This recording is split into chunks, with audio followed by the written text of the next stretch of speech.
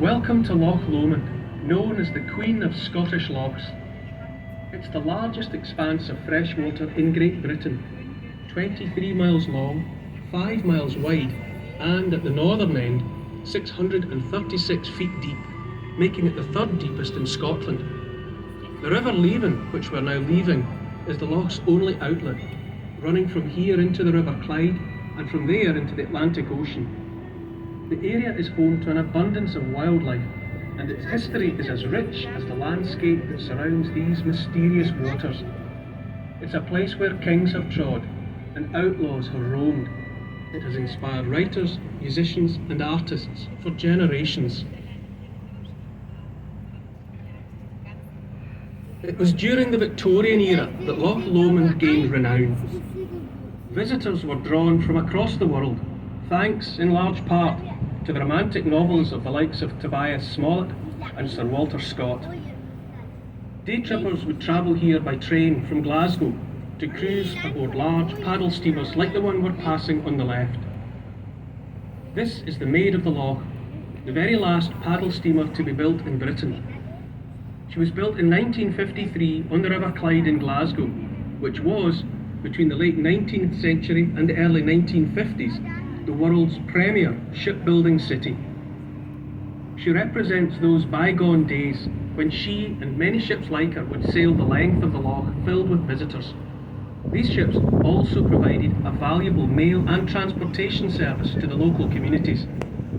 As with many steam-powered vehicles, mounting maintenance and running costs saw the ship retired in 1981. She now stands as a monument to both Glasgow shipbuilding and Loch Lomond's steam-powered past.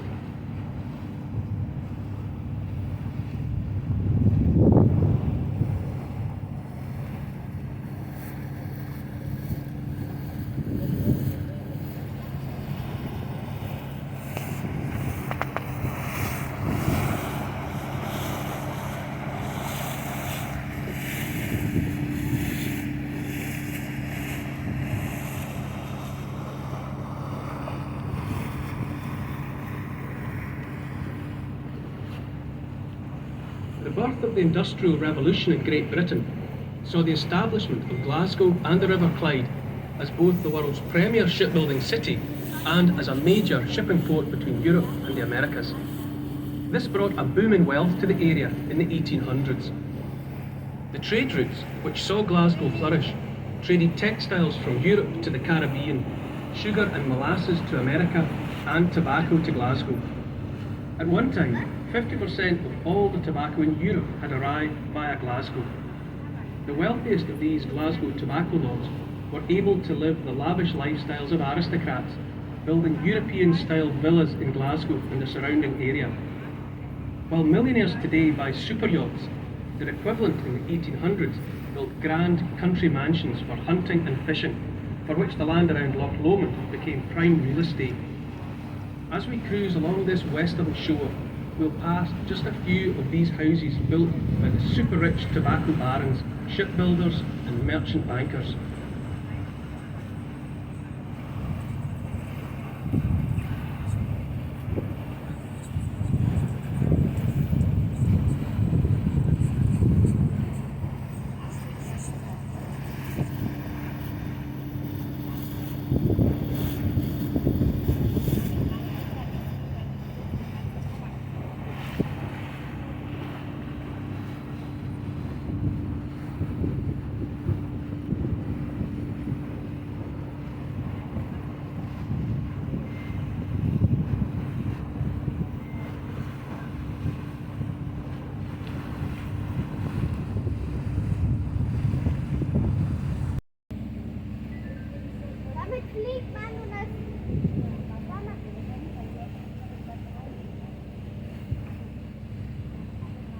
The large building we're passing on our left is Cameron House.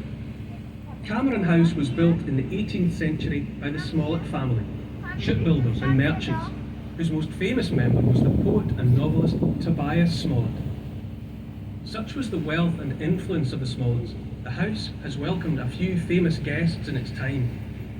Former Prime Ministers Winston Churchill and Anthony Eden, as well as Empress Eugenie of France, have all visited here. As was the case with many ancestral homes across Britain, the costs of upkeep, staff and servants became unsustainable for the family. It was sold in 1986, and after extensive additions to the original building, Cameron House was converted into a luxury 5-star hotel.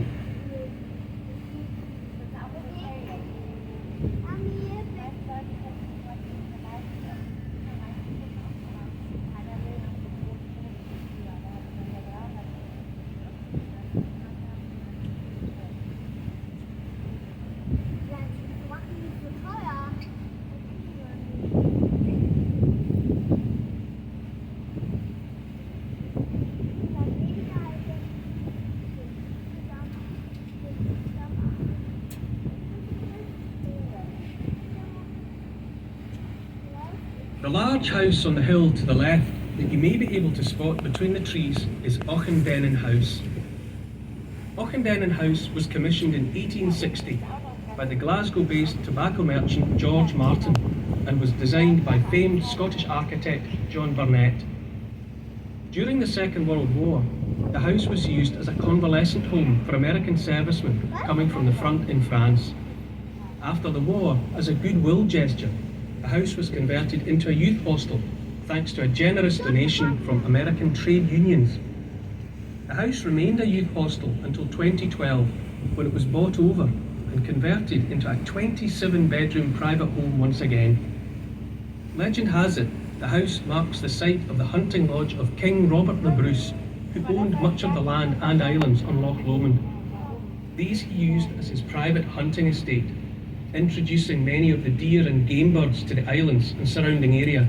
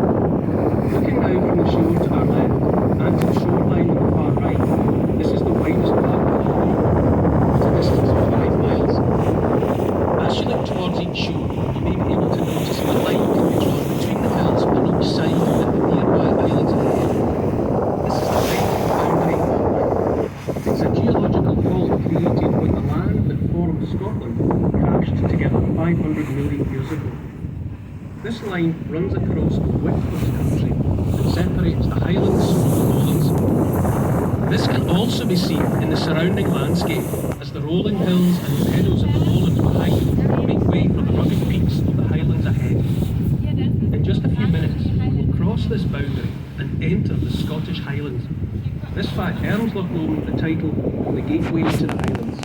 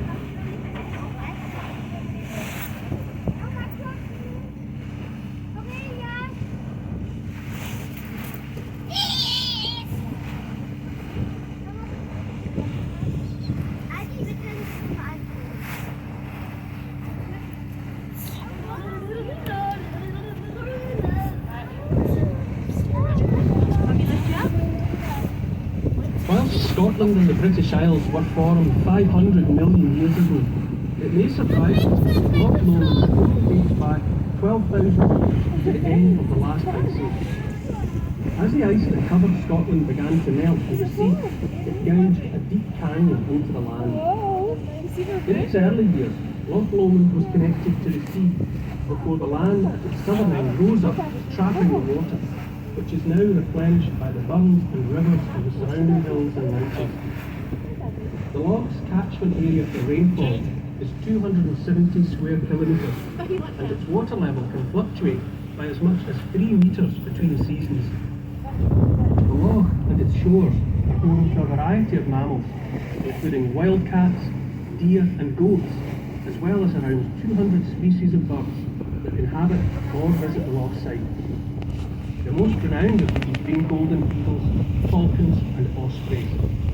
The Lough itself is also home to around 14 species of fish, the most prominent being salmon and sea trout. There is also a rare type of freshwater herring called powan, which can only be found in 3 other loughs in Scotland.